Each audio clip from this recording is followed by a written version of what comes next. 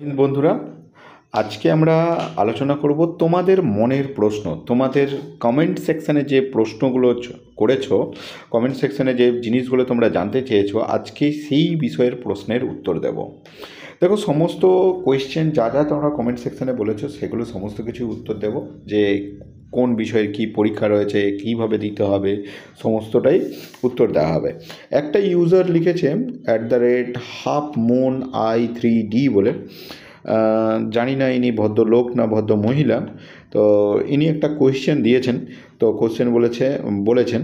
তো সেই কোশ্চেনটা আমি তোমাদেরকে বলছি, উনি আমাকে কী কোশ্চেন করেছেন, আমি তার উত্তরও দেবো। প্রত্যেকটা যে কমেন্ট সেকশানে কোশ্চেন করেছেন, যা সাবজেক্ট কম্বিনেশন নিয়ে যারা জানতে চেয়েছে।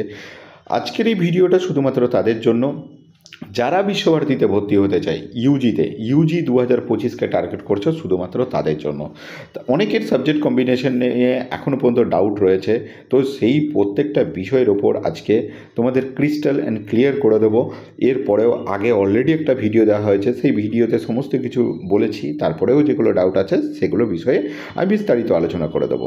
তার আগে আমরা জানিয়ে রাখি, আমাদের এখানে আমরা অনলাইন এবং অফলাইনে দুভাবেই বিশ্বভারতীতে অ্যাডমিশনের জন্য সিইউইটি কোচিং প্রোভাইড করে থাকি। তোমরা স্ক্রিনে দেওয়া যে নাম্বারটা রয়েছে সেটাতে যোগাযোগ করতে পারো। আমরা অনলাইন এবং অফলাইন দুইভাবেই গাইড করে থাকি। তোমরা যারা বিশ্বভারতীতে ভর্তি হতে চাও, ডোমেন সাবজেক্ট থেকে শুরু করে জেনারেল টেস্ট থেকে শুরু করে ইংলিশ থেকে শুরু করে সমস্ত সাবজেক্টেরই ক্লাস হয়। তো সেই বিষয়ে তোমরা যদি কোচিং নিতে চাও তাহলে অবশ্যই আমাদের সাথে কন্ট্যাক্ট করতে পারো। এছাড়াও আমরা study material, books, mock test সমস্ত কিছুই প্রোভাইড করে থাকি, যেগুলো তোমরা পেয়ে যেতে পারো আমাদের কোচিং সেন্টারের স্টাডি মেটেরিয়াল। চলো তাহলে আর দেরি না করে তোমাদের যা কোয়েশ্চেন আছে সেই কোয়েশ্চেনগুলো আমরা বেশ। একটা ইউজার আমাদেরকে কোয়েশ্চেন করেছে CR71818 নাম দিয়ে এক ভদ্রলোক কোয়েশ্চেন করেছেন যে, স্যার, ফিজিক্স অনার্স অ্যাডমিশন নেবার জন্য শুধু ফিজিক্স সাবজেক্ট চুজ করলেই হবে?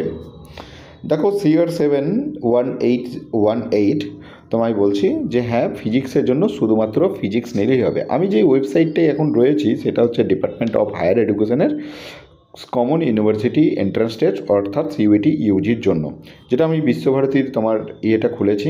এখানে দেখো বিভিন্ন সাবজেক্ট সম্বন্ধে ডিটেলিং দেওয়া আছে, যে কোন সাবজেক্টের জন্য কি প্রয়োজন বা কোন পরীক্ষা দিতে হবে, সব ডিটেলস দেওয়া আছে।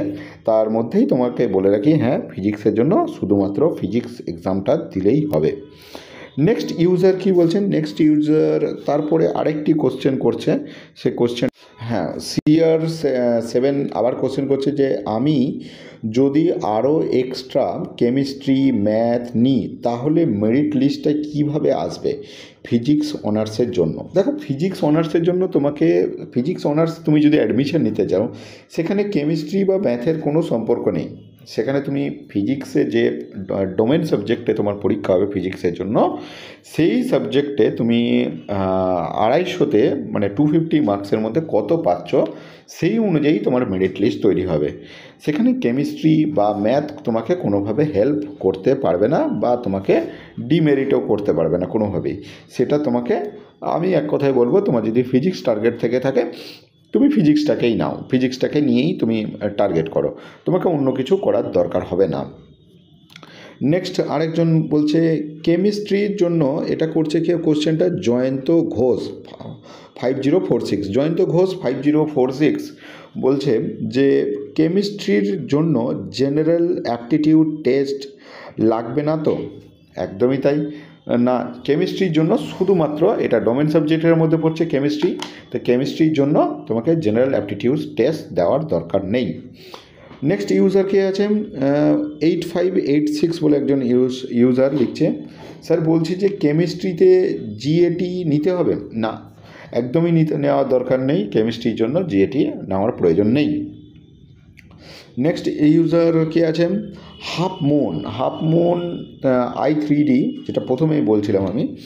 আচ্ছা, ইংলিশ অনার্সের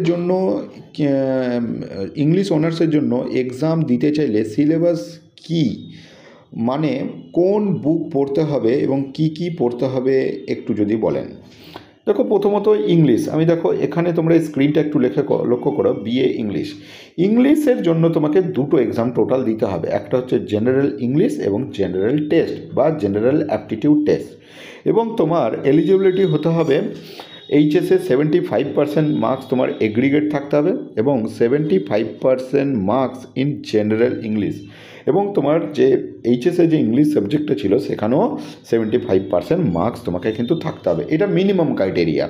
এরপরে তোমার ইংলিশের মার্কস আর জেনারেল টেস্ট অ্যাপটিটিউড মানে জেনারেল অ্যাপটিটিউড টেস্টের মার্কস দুটোকে কম্বাইন করে মেরিট লিস্ট তৈরি হবে সেই বেসিসে। এবার হচ্ছে আসছি বুকসের কথা, তোমাদের প্রথমেই বললাম বুকস আমরা জিএটির জন্য ইংলিশের জন্য প্রোভাইড করে থাকি। তো তোমরা আমাদের সাথে যোগাযোগ করতে পারো, হাফ মুনকে বলছি যে তুমি যোগাযোগ করলে আমরা কিন্তু বই বাই কুরিয়ারে তোমাকে সেন্ড করে দেবো। আর কোনো ইউজার আছে